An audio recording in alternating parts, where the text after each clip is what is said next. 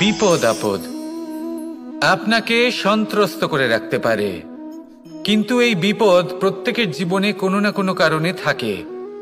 এটা আপনাকে দেখায় যে আপনার মধ্যে কি খামতি রয়েছে, কেন রয়েছে। এই বিপদ হলো সেই মাধ্যম যার দ্বারা আপনি নিজের দুর্বলতাকে নিজের শক্তিতে পরিবর্তন করতে পারেন। একটা ফুলের দিকে তাকান।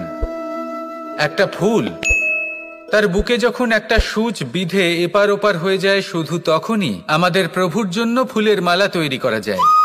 সেই জন্য কখনোই বিপদকে ভয় পাবেন না, তার থেকে দূরে পালাবেন না, একে স্বাগত জানান। বোঝার চেষ্টা করুন এই বিপদ কেন আছে। যদি বিপদকে বুঝতে পারেন তবেই জীবনকে বুঝতে পারবেন। যদি জীবনকে বুঝতে পারেন তবে এই বিপদকে সম্পদে পরিণত করতে পারবেন। আসুন আর আমার সাথে ভালোবেসে বলুন, রাধা রাধা। পরিকল্পনা অত্যন্ত গুরুত্বপূর্ণ, এটা আমাদের জীবনে অত্যন্ত আবশ্যক, এটা আমাদের জীবনে। কিন্তু এই পরিকল্পনা ঠিক কতটা হওয়া উচিত, অর্থাৎ এই পরিকল্পনার সম্পর্কে কতটা চিন্তা করা উচিত, কতটা ভবিষ্যতের বিষয়ে চিন্তা করা উচিত। এবার দূরদর্শিতা অত্যন্ত বিশিষ্ট গুণ মানব জীবনে, কিন্তু দূরদর্শিতায় এতটাও মগ্ন হওয়া উচিত নয় যে কাছের জিনিসগুলোই নজরে না পড়ে। আজকের কথা বাদ দিয়ে শুধুই ভবিষ্যৎ নিয়ে চিন্তা করা অনুচিত।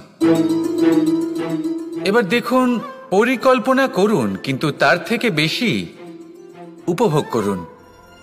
এই মুহূর্ত সম্পর্কে অবগত নয়, কিন্তু ভবিষ্যতের কথা আমরা চিন্তা করতে থাকি। আমি এটা অনুভব করতে চাই, ওইটা অনুভব করতে চাই, ওই আনন্দ প্রাপ্ত করতে চাই। এটা অনুচিত।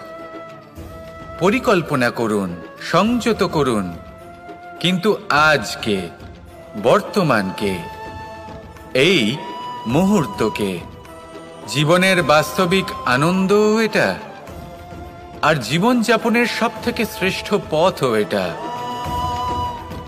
আসুন আমার সাথে ভালোবেসে বলুন, রাধা রাধা। মানুষ ছোট হোক বা বড়, রাজা হোক বা দরিদ্র, সমস্ত মানুষের মধ্যে একটা সামঞ্জস্য থাকে। সমস্ত মানুষের কাছে তার প্রশংসা অত্যন্ত গুরুত্বপূর্ণ। সে খুবই প্রসন্ন হয় যদি আপনি তার প্রশংসা করেন, কিন্তু আপনি যদি তাকে এটা বলেন যে এটা তোমার ভুল ছিল, তোমার কিছু খামতি ছিল, তখন সেটা সে মানতে রাজিই থাকে না। সব মানুষ এটা শুনতে পছন্দ করে যে সে যেটা করেছে সেটাই সর্বোত্তম। এবার আমি আপনাকে একটা কথা বলি, এই হলো নিন্দা, এ হলো প্রশংসা, আর এই হলো সত্য, যা সবার থেকে উচ্চস্থানীয়। সেই জন্য মানুষ আয়না দেখে। আয়না তাকে তার সৌন্দর্য দেখায় না, তাকে দেখায় যা সত্য, যাতে মানুষ আরো সুন্দর হওয়ার চেষ্টা করতে থাকে। তাই আয়না অত্যন্ত গুরুত্বপূর্ণ সত্যকে জানার জন্য। জীবনে নিন্দুকের মাহাত্ম্য প্রশংসকের মাহাত্ম্যের থেকে অনেক বেশি। কেন? কারণ তারা আপনাকে আপনার খামতি দেখায়, আপনার ভুলগুলো বুঝিয়ে দেয়, আপনাকে একটা সুযোগ দেয় নিজেকে শুধরে নিতে, নিজেকে আরো শ্রেষ্ঠ করে তুলতে, যা প্রশংসক করতে পারে না। তাই জীবনে যদি কখনো নিন্দা করা হয়, তাকে ভালোবেসে গ্রহণ করুন, ধন্যাত্মক রূপে গ্রহণ করুন। যদি নিজেকে কোনো শিক্ষা দেওয়া সম্ভব হয় তাহলে অবশ্যই দিন। দেখবেন মন প্রসন্ন হয়ে বলবে, রাধা রাধা। আকাঙ্ক্ষা কখন লোভে পরিণত হয়ে যায় তা কেউ বলতে পারে না। এবার তার পরিণাম কি হতে পারে তাও আমরা কেউ জানি না। আজ আমি আপনাকে বলছি, কোনো ব্যক্তি সব থেকে বেশি ক্ষতির সম্মুখীন তখনই হয় যখন সে এটা মনে করে যে সে সব থেকে বেশি সুরক্ষিত স্থানে রয়েছে। সে ভাবে যে সে সেখানে সুরক্ষিত রয়েছে। সে তখন অসাবধান হয়ে পড়ে, আর তখনই তাকে জীবনের সব থেকে বড় ক্ষতির সম্মুখীন হতে হয়। নিঃস্ব হয়ে যাওয়ার পরিস্থিতি কোনো মানুষের জীবনে তখনই আসে যখন তার কাছে প্রচুর সম্পত্তি থাকে এবং সে তার থেকেও অনেক বেশি সম্পত্তি অর্জন করতে চায়।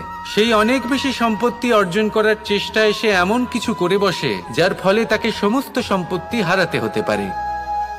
একজন রচনাকার নিজেই নিজের প্রতিভা একদম শেষ করে দিতে পারে যখন সে অনেকগুলো কাজ নিজের কাঁধে নিয়ে নেয়। একটা গুরুত্বপূর্ণ কথা সবসময় মনে রাখবেন, আজ আপনি যেখানেই থাকুন না কেন, যেমনই যে কোনো স্থানেই থাকুন না কেন, এর পেছনে আপনার আকাঙ্ক্ষার একটা বিশাল ভূমিকা রয়েছে। কিন্তু মনে রাখবেন, আপনাকে শিখতে হবে যে কখন আর কিভাবে নিজের উচ্চাকাঙ্ক্ষাগুলিকে লাগাম পরাতে হবে, কারণ এটা অত্যন্ত আবশ্যক। তাই আসুন আর আমার সাথে ভালোবেসে বলুন, রাধা রাধা।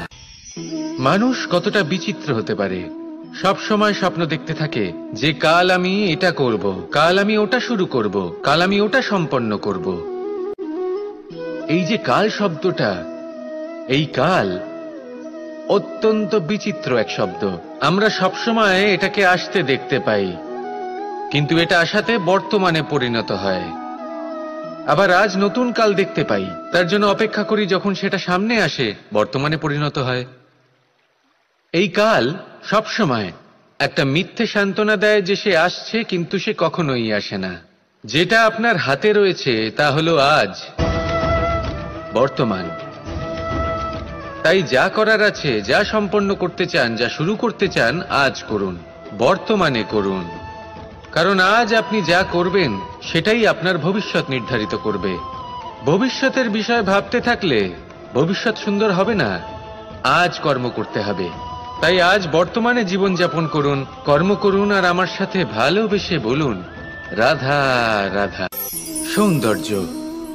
মানুষ নিজের সৌন্দর্যের বিষয়ে কতটা ভাবে, চায় যে সে সব থেকে বেশি রূপবান হবে, সব থেকে বেশি সুন্দর হবে। কিন্তু সৌন্দর্যের পরিভাষা কি তা কি সে জানে? কোনো মাকে জিজ্ঞেস করুন, ওনার জন্য সৌন্দর্যের পরিভাষা ওনার সন্তান। কোনো ভক্তকে জিজ্ঞেস করুন, ওনার জন্য সৌন্দর্যের পরিভাষা ওনার ভগবান। শ্রীরামকে জিজ্ঞেস করুন, ওনার জন্য সৌন্দর্যের পরিভাষা হলো হনুমান। ভাঙা হানু, ফুলে যাওয়া মুখ, দেখতে গেলে উনি বানর, লম্বা লেজ, এত নিরীহ যে ওনাকে অমূল্য মালা দিলে সেটা ছিঁড়ে তার ভেতরে শ্রীরামকে খুঁজছিলেন। কিন্তু ওনার ভাবনা কত সুন্দর। উনি এটা বিশ্বাস করেন যে সংসারের যতই মূল্যবান জিনিস দিয়ে এই মালা তৈরি করা হোক না কেন, যদি এর মধ্যে শ্রীরাম না থাকেন তাহলে এর মধ্যে কোনো অর্থ নেই। সৌন্দর্য রূপে নয়, ভাবনায় নিহিত থাকে। যদি আপনি সৌন্দর্য প্রাপ্ত করতে চান তাহলে তা কর্মে নিয়ে আসুন, ভাবনায় এবং বিচারে নিয়ে আসুন। এই সৌন্দর্য আপনার সাথেই থাকবে। যদি আপনি সৌন্দর্যকে রূপের মধ্যে খোঁজেন তাহলে কিছুক্ষণের জন্য পাবেন, সেই সৌন্দর্য সময়ের সাথে হারিয়ে যাবে। সৌন্দর্য যদি পেতে চান, খুঁজতেই চান, তাহলে হৃদয় খুঁজুন, কর্মে খুঁজুন। মন প্রসন্ন হয়ে বলবে, রাধা রাধা। আমরা সকলেই কামনা করি, আমরা সবাই সেটা প্রাপ্ত করতে চাই যা আজ পর্যন্ত কেউ প্রাপ্ত করেনি, সেটা পেতে চাই যা আজ পর্যন্ত কেউ পেতে পারেনি, সেটাই কাছে রাখতে চাই যা আজ পর্যন্ত কখনো আমরা পাইনি। এবার সেটা কিভাবে করা যেতে পারে? যদি আপনি সেটা প্রাপ্ত করতে চান যা আজ পর্যন্ত আপনি কখনো পাননি, তাহলে আপনাকে সেটা করে দেখাতে হবে যা আজ পর্যন্ত আপনি কখনো করেননি। সেই চেষ্টা করতে হবে যা আজ পর্যন্ত কখনো করেননি, সেই পরিশ্রম করতে হবে যা আজ পর্যন্ত কখনো করেননি। তবেই আপনি সেটা পাবেন যা আজ পর্যন্ত কখনো পাননি। কারণ যেমন বীজ বপন করবেন তেমনই অঙ্কুর আপনি লাভ করবেন। আসুন আর আমার সাথে ভালোবেসে বলুন, রাধা রাধা। মানুষের মানসিকতা এমন হয় যে সে যতটা করে আশা করে যে তার থেকে অনেক বেশি তার বদলে সে পাবে। দেখুন, সবকিছুই আপনার ভাবনা চিন্তার উপর নির্ভর করছে। আপনি যদি ফলের বিষয়ে ভেবে কর্ম করতে থাকেন তাহলে সেটা অনুচিত। জীবনের আসল আনন্দ হলো নিজের কর্ম করতে থাকা, ফলের চিন্তা করা উচিত নয়। যদি আপনি এরকম ভাবেন যে আমি এতটা করছি, আমার এতটা পাওয়া উচিত, সেই ভাবনা অনুচিত। যদি আপনি সেবার মানসিকতা নিয়ে কর্ম করতে থাকেন, কর্মচক্রে প্রবাহিত হন, যদি আপনি এমন ভাবনা রাখেন যে আমি এতটা পাচ্ছি, তাই এর থেকে অনেক বেশি আমি কর্ম করব, তাহলে নিশ্চিত রূপে আপনি যতটা করছেন তার থেকে অনেক বেশি আপনি পাবেন। আপনার আশার থেকে অনেক বেশি আপনি পাবেন। শুধু জীবনে অনেক বেশি কাজ করতে থাকুন, ফলের চিন্তা করবেন না। আর মনে রাখবেন, এই ভাবনাই সব থেকে বড় বীজ। কর্মের উপর বিশ্বাস রাখুন। জীবনে যা যা আপনি চান সবই সুখময় হবে। আসুন আর আমার সাথে ভালোবেসে বলুন, রাধা রাধা। ধন মানুষের জীবনের সব থেকে বড় প্রয়োজনীয়তা, সেই অস্ত্র যার দ্বারা মানুষের জীবনের অনেক সংকট দূর করে দেওয়া যেতে পারে, সেই মাধ্যম যার দ্বারা সংসারের সমস্ত জাগতিক সুখ স্বাচ্ছন্দ্য লাভ করা যেতে পারে। কিন্তু ধনের দ্বারা আমরা সব কিছু লাভ করতে পারি না। জাগতিক স্বাচ্ছন্দ্য আমরা লাভ করতে পারি, কিন্তু সুখ লাভ করতে পারবো না। সুখের উপকরণ আমরা লাভ করতে পারি, কিন্তু সুখের অনুভূতি লাভ করতে পারবো না। আনন্দ, সন্তোষ, প্রসন্নতা এগুলো ধন দ্বারা লাভ করা যায় না। কিন্তু হ্যাঁ, আনন্দ, সন্তোষ আর প্রসন্নতার সাথে যদি কোনো কাজ করেন তাহলে অবশ্যই ধন লাভ করবেন। তাহলে আসুন আর এই প্রসন্নতার সাথে বলুন, রাধা রাধা। মানুষের জীবনে সবসময় কিছু না কিছু ঘটে চলেছে। কখনো ভালো কিছু ঘটে, আবার কখনো দুর্ঘটনা ঘটে। এবার যখনই কোনো দুর্ঘটনা ঘটে, মানুষ ঈশ্বরের কাছে প্রার্থনা করে যে, হে ঈশ্বর, আমাকে রক্ষা করুন, এই বিপদ থেকে আমাকে উদ্ধার করুন। বা সে সেই সমস্ত দোষ চাপিয়ে দেয় নিজের প্রারব্ধ, নিজের ভাগ্যের ওপর। কিন্তু যদি আপনি গভীরভাবে ভাবেন, তাহলে প্রত্যেক দুর্ঘটনা, বাধা এবং বিপদ আপনার জীবনে শুধু একটাই উদ্দেশ্য নিয়ে আসে, আপনাকে আরো যোগ্য করে তোলার জন্য। যদি আপনাদের একটা উদাহরণ দিই, বর্ষার ঋতুতে যখন প্রচন্ড মাত্রায় বৃষ্টি পড়ে, ছাদ থেকে জল পড়তে থাকে, তখন আপনি নিশ্চিত করে নেন, স্থির করে নেন যে এবার আমি এই ছাদকে নতুন করে বানিয়ে তুলব, আরো শক্তিশালী বানিয়ে তুলব, আরো দৃঢ় বানাবো। আপনার জীবনে যখন কোনো অসুখ করে, তারপর আপনি জীবনে আরো সাবধানী হয়ে যান, আরো সতর্ক হয়ে যান, স্থির করে নেন যে এটা যেন দ্বিতীয়বার না হয়। ঠিক কিনা? এই বিপদ, এই দুর্ঘটনা, এই সংকট, এগুলো জীবনে আসবে আপনাকে আরো শ্রেষ্ঠ করে তোলার জন্য। এবার এটা আপনার ওপর। আপনি একে ভাগ্যের পরিহাস বলে মনে করবেন, নাকি ঈশ্বরের সংকেত মনে করবেন, যিনি আপনাকে আরো শ্রেষ্ঠ করে তুলতে চান। সিদ্ধান্ত আপনারই। আসুন আর আমার সাথে ভালোবেসে বলুন, রাধা রাধা। সংসারে দুই ধরনের পথ হয়, উচিত পথ আর অনুচিত পথ। একটা শুভর দিকে নিয়ে যায় আর একটা অশুভর দিকে নিয়ে যায়। অনেক সময় অজ্ঞানতাবশত জীবনে আমরা সেই পথ নির্বাচন করে নিই যা আসলে অনুচিত। তারপর নিজেকে আশ্বস্তও করে ফেলি যে এই পথেই চলতে হবে, এখান থেকে ফেরার পথ নেই। কিন্তু যদি সত্যি বলি, তাহলে এটা শুধুই আপনার ভ্রম। আপনার মধ্যে শুধুমাত্র একটু দৃঢ়তার অভাব আছে, তা জাগ্রত করুন আর বাড়িয়ে তুলুন। আপনি দেখবেন এই সংসারে এমন কোনো পথ নেই যেখান থেকে ফিরে আসা সম্ভব নয়। এমন কোনো মানসিকতা নেই যা বদলানো সম্ভব নয়। যদি আজ এই মুহূর্তে আপনার মনে হয়ে থাকে যে আপনি কোনো অনুচিত পথে আছেন আর আপনি কোনো শুভ পথে যেতে চান, তাহলে ওখান থেকে ঘুরুন আর ফিরে আসুন, আবার সেই মোড়ে ফিরে আসুন আর সেই পথ নির্বাচন করুন যা আপনার জন্য শুভ। একটু সময় অবশ্যই লাগবে, কিন্তু নিশ্চিত রূপে আপনার উদ্দেশ্য এবং আপনার গন্তব্য এই দুই অনেক শ্রেষ্ঠ হয়ে উঠবে। তাহলে আসুন আর আমার সাথে ভালোবেসে বলুন, রাধা রাধা। কোনো গাছের গায়ে লেগে থাকা ফলকে দেখুন, সে কতটা সুখী অনুভব করে, কতটা সুরক্ষিত অনুভব করে।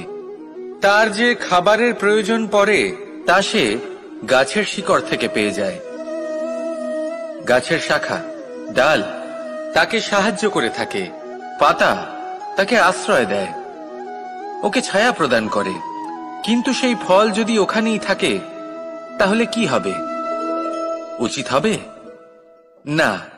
ওই ফলকে ছেড়ে পড়ে যেতে হবে, মাটিতে পড়তে হবে, সেটা ফেটে যেতে হবে, নিজের বীজকে মাটির নিচের অন্ধকারে পৌঁছে দিতে হবে। তারপর সে রূপ পাল্টাবে আর এক অঙ্কুরে রূপান্তরিত হবে। অঙ্কুর যা বৃক্ষে রূপান্তরিত হবে, বৃক্ষ, যা অনেক ফলকে জন্ম দেবে। সেইভাবেই আপনি জীবনে যদি মহান কিছু করতে চান, শ্রেষ্ঠ কোনো কাজ করতে চান, তাহলে আপনাকে সুরক্ষা ক্ষেত্র থেকে বেরিয়ে আসতেই হবে আর কর্ম করতে হবে। দেখুন, সোনাকেও কুন্দন হবার জন্য তপ্ত হতে হয়। আপনাকেও মহান হবার জন্য কর্ম তো করতেই হবে। তাই কর্ম করুন, মহান হয়ে উঠুন, আর আমার সাথে ভালোবেসে বলুন, রাধা রাধা। কখনো কোনো চাতক পাখিকে দেখেছেন? কথায় আছে যে বছরে মাত্র একবার সে তার তৃষ্ণা মিটিয়ে থাকে, আর তাও আকাশে ভেসে থাকা মেঘের দ্বারা ঘটানো বৃষ্টির জলের ফোঁটা থেকে। আর কোথাও থেকে সে তার তৃষ্ণা পূরণ করে না। সারা বছর সে নিদারুণ গরম সহ্য করে, তীব্র শীতও সহ্য করে, শুধু এই আশা নিয়ে যে বছরে একবার অন্তত সেই মেঘের ঘন ঘটা হবে, বৃষ্টি হবে, আর সে তার তৃষ্ণা নিবারণ করবে। এটা আসলে কি? এটা আসলে বিশ্বাস। সেই বিশ্বাস যে বছরে একবার সেই মেঘ আসবে তৃষ্ণা নিবারণ করতে। যেমন দেখুন, একটা সূর্যমুখী ফুল সারা রাত অন্ধকারের সাথে যুদ্ধ করে, কারণ তার বিশ্বাস যে ভোরবেলায় সূর্য তাকে অবশ্যই দর্শন দেবেন। সেটাও বিশ্বাস ছিল যার উপর ভরসা করে মনু একটা নৌকা নিয়ে বেরিয়ে পড়েছিলেন এবং সমস্ত সৃষ্টিকে প্রলয়ের হাত থেকে বাঁচিয়েছিলেন। সেটাও ছিল ভালোবাসার প্রতি বিশ্বাস, যার উপর ভরসা করে বানর এবং ভাল্লুক সেনা নিয়ে শ্রীরাম আক্রমণ করেছিলেন সমস্ত বরদানপ্রাপ্ত অসুরগণ এবং রাক্ষসগণের লঙ্কায় এবং জয় লাভ করেছিলেন। এই বিশ্বাসই হল এই বিশ্বের আশা। বিশ্বাস রাখুন যে আপনি হলেন সর্বশ্রেষ্ঠ এবং শুধুই নিজের কর্ম করতে থাকুন। এই বিশ্বাসের আশাই আপনাকে প্রতি মুহূর্তে বল প্রদান করবে। এ হলো আমার বিশ্বাস। আসুন আর আমার সাথে ভালোবেসে বলুন, রাধা রাধা। ভোজন। এই সংসারে যেই হোক না কেন, কোনো মানুষ হোক, কোনো প্রাণী হোক, কোনো কীট হোক বা কোনো বনস্পতি হোক, প্রত্যেকের জন্য ভোজন অতি আবশ্যক। কারণ ভোজন থেকেই শক্তি পাওয়া যায়, আর সেই শক্তি দিয়েই সংসারের, আমাদের জীবনের সমস্ত কার্য করা যায়। এবার এমন এক ধরনের শক্তি হয় যা শীতের ঋতুতে সূর্য থেকে আমরা পেয়ে থাকি, আর আরেক ধরনের উত্তাপ হয় যা দিয়ে ভোজন রান্না করা হয়, সুস্বাদু নানান ধরনের ভোজন। এবার অত্যন্ত গুরুত্বপূর্ণ হলো যে ব্যক্তি সেই ভোজন বানাচ্ছেন তার মানসিক পরিস্থিতি এবং সেই ব্যক্তি যিনি ভোজন গ্রহণ করছেন তার মানসিক অবস্থা। যখনই আপনি ভোজন বানাচ্ছেন তখন ভালোবাসার সাথে কাজটা করুন, ধন্যাত্মক ভাব নিয়ে, সৎ ভাবনার সাথে। কারণ আপনার এই মানসিক স্থিতি শক্তির আকারে সেই খাদ্যের সাথে মিলে মিশে যায়। আর যখনই আপনি ভোজন গ্রহণ করছেন তখন সদ্ভাবনার সাথে, প্রসন্নতার সাথে গ্রহণ করুন, ধন্যাত্মক ভাব নিয়ে। যদি আপনি প্রসন্নতার সাথে রান্না করেন, প্রসন্নতার সাথে খাদ্য গ্রহণ করেন, তাহলে আপনি প্রসন্নই থাকবেন, আর মন সুপ্রসন্ন হয়েই বলবে, রাধা রাধা। সংসারের বিভিন্ন ক্ষেত্রে আপনি অনেক কিছুই দেখতে পাবেন। যে কোনো খেলা, কোনো নাটক দেখতে পাবেন, কেউ কোনো খেলা খেলছে তা দেখতে পাবেন, আর দর্শকগণ এই দেখে অত্যন্ত আনন্দ লাভ করেন, হাততালি দিতে থাকেন, প্রশংসা করতে থাকেন, নিজের অন্তরের উৎসাহ প্রকাশ করতে থাকেন। কি দেখে করেন? সেই সমস্ত খেলোয়াড়দের দেখে করেন যারা এই খেলাটা খেলছে, তাই না? কিন্তু অনেক সময় সেই খেলোয়াড়রা সেই খেলার আনন্দ উপভোগ করতে পারেন না, কারণ ওনারা চাপা পড়ে যান তাদের কামনার চাপে। জয় লাভ করার কামনা, প্রথম স্থান লাভ করার ইচ্ছে, প্রতিযোগিতায় সব থেকে এগিয়ে থাকার ইচ্ছে তাদেরকে এই খেলা উপভোগ করতেই দেয় না। সেই জন্য কখনো কখনো এই খেলোয়াড়দের থেকে অনেক বেশি আনন্দ উপভোগ করেন দর্শকগণ, যেখানে এই খেলাটা কিন্তু খেলছেন খেলোয়াড়রাই। আমি এটা বলছি না যে এই ইচ্ছে, এই আকাঙ্ক্ষা অনুচিত না, কিন্তু তার সাথে সেই খেলা, সেই কর্মের আনন্দ উপভোগ করাও অত্যন্ত গুরুত্বপূর্ণ। তাই সেটা উপভোগ করুন, যে উৎসাহ আপনি উপভোগ করছেন তা যাপন করা অত্যন্ত গুরুত্বপূর্ণ। দেখুন, সত্যি বলতে এটা কিন্তু আপনার অধিকারও বটে। আপনি যে কর্ম করছেন তার ফল তো আপনি অবশ্যই পাবেন। সেটা যখন আপনি পাচ্ছেন তখন আপনার তা উপভোগ করা উচিত। সেটাই করুন। জীবনে সফলতা এবং অসফলতা এরা আসা যাওয়া করতে থাকে। যখন সাফল্য আসবে তখন তা উপভোগ করুন, যখন অসফলতা আসবে তখন তার থেকে শিক্ষা লাভ করুন। সাফল্য আপনার কাছে আবার ফিরে আসবে। আর এই মন, আপনি তো জানেন, এই মন প্রসন্ন হয়ে বলবে রাধা রাধা। ব্যায়াম, এই শব্দ আমরা সকলে শুনেছি, আর এটা সারা জীবন আমাদের সাথেই থাকে কোনো না কোনো রূপে। যখন আমরা জন্মগ্রহণ করি, চলতে শিখি, প্রথমে আমরা হামাগুড়ি দিয়ে চলি, পরে চলতে চেষ্টা করি কিন্তু পড়ে যাই। তখন আমাদের বাড়ির গুরুজনেরা আমাদের আটকান না। ওনারা মনে করেন এইভাবেই আমাদের সন্তান চলতে শিখবে, এইভাবেই তার পা আরো মজবুত হবে, যা অত্যন্ত গুরুত্বপূর্ণ। এইবার জীবনকালে যতই আমরা এগোতে থাকি, এই ব্যায়াম বিভিন্ন রূপে আমাদের সাথেই থাকে। কিন্তু আপনি কি জানেন যে এই ব্যায়ামের তাৎপর্য আসলে কি? আপনি কি জানেন এই ব্যায়ামের মর্ম আসলে কি?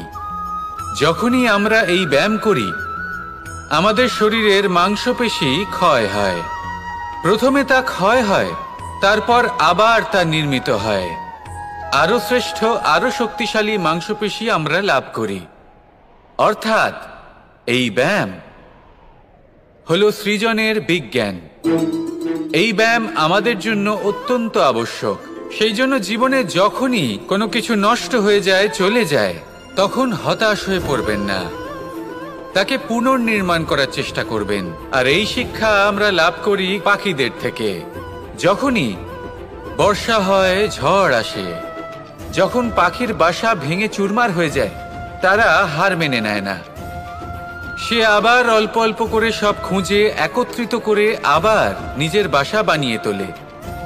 পুনরায় এক জীবনকে জন্ম দেয়, এক নতুন পরিবারকে জন্ম দেয়। তাই মনে রাখবেন, জীবনে এইভাবেই যদি আপনি নির্মাণ করতে চান, সৃজন করতে চান, তাহলে সেই নির্মাণের জন্য ভাঙনের অভিজ্ঞতা থাকা অত্যন্ত আবশ্যক। ভগ্ন বস্তুকেও সম্মান করা অত্যন্ত আবশ্যক। এই আচরণ মনে নিয়ে আসুন। মন প্রসন্ন হয়ে বলবে রাধা রাধা। মানুষ যখন কোনো শক্তি লাভ করে তখন সে নিজেকে বলশালী মনে করে। শক্তি লাভ করলেই তার মধ্যে অহংকার চলে আসে, অভিমান চলে আসে।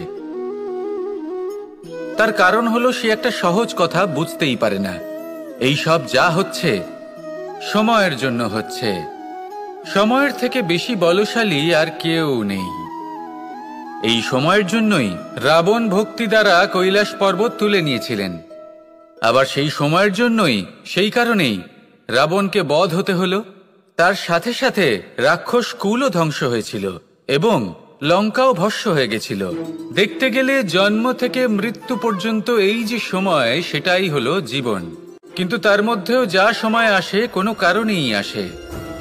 সেই সময় আমরা যাপন করে কিছু শিখতে পারি। তাই আজ যে সময় আপনার হাতের কাছে আছে, তাকে মুষ্টিবদ্ধ করে রাখুন, তাকে সামলে রাখুন, তাকে সংযত করে রাখুন। অনুভব করুন, তার থেকে কিছু শিখুন। তাকে কোনোভাবেই ব্যর্থ হতে দেবেন না।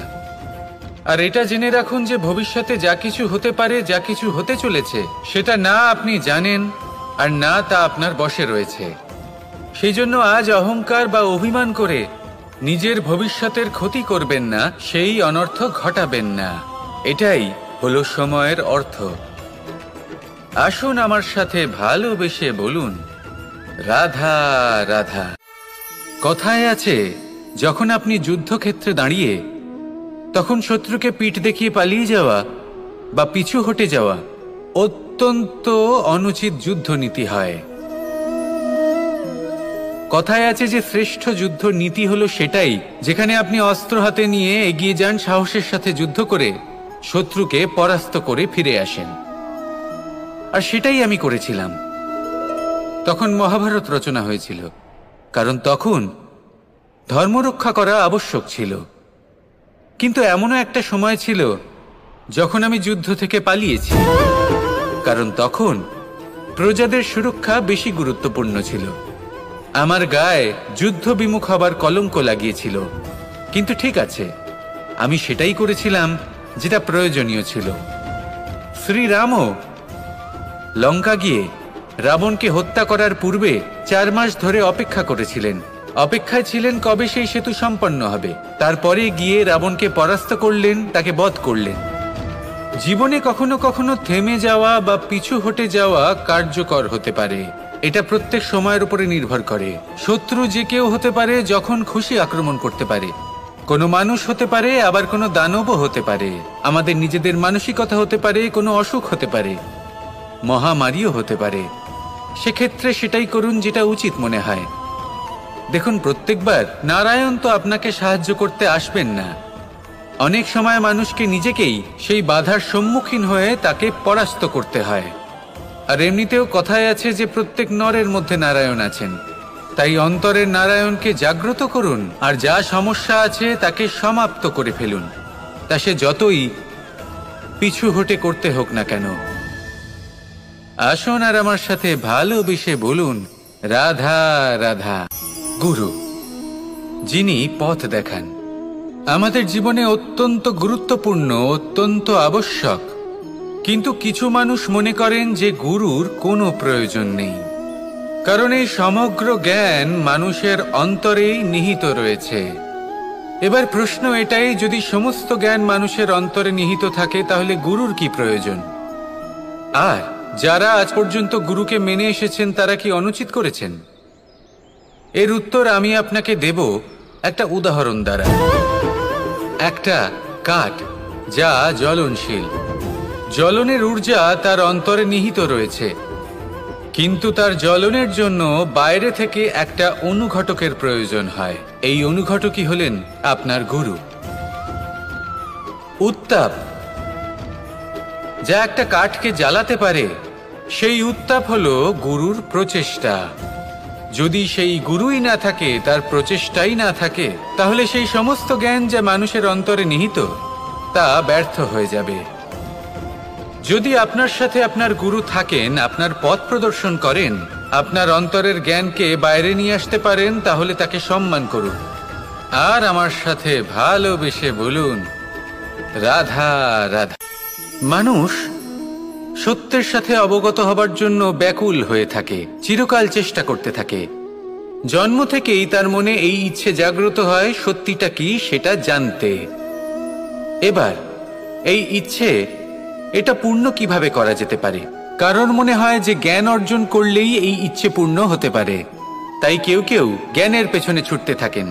কেউ এটা ভাবেন যে এই ইচ্ছে পূর্ণ করা যেতে পারে ধন আর শক্তির দ্বারা, তাই তারা ধন আর শক্তি প্রাপ্ত করতে চান। কেউ আবার ভাবেন যে অন্তরের মন্থন দ্বারা এটা সম্ভব হতে পারে। এবার এটাও সত্যি যে মন্থন করলে অমৃত লাভও সম্ভব হতে পারে, কিন্তু তার জন্য এই মন্থন করার জন্য একটা উচিত দিকে অগ্রসর হওয়া প্রয়োজনীয়। উচিত সংযমের দ্বারা সামনে এগোতে হবে, আর কোনো আশা না করে সামনে এগিয়ে যেতে হবে, তবেই এটা সম্ভব হতে পারে।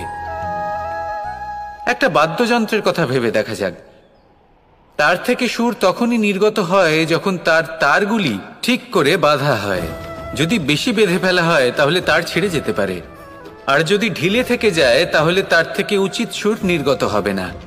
একটা অত্যন্ত গুরুত্বপূর্ণ কথা মনে রাখবেন, সত্যকে লাভ করার প্রাথমিক আধার হলো অনুশাসন। জীবনে এই অনুশাসন আনুন, সত্য আপনা আপনি আপনার কাছে চলে আসবে, আর এই মন প্রসন্ন হয়ে বলবে, রাধা রাধা। অহংকার এ হলো ছোট একটা শব্দ, কিন্তু এর প্রভাব অত্যন্ত বৃহৎ হয়ে থাকে।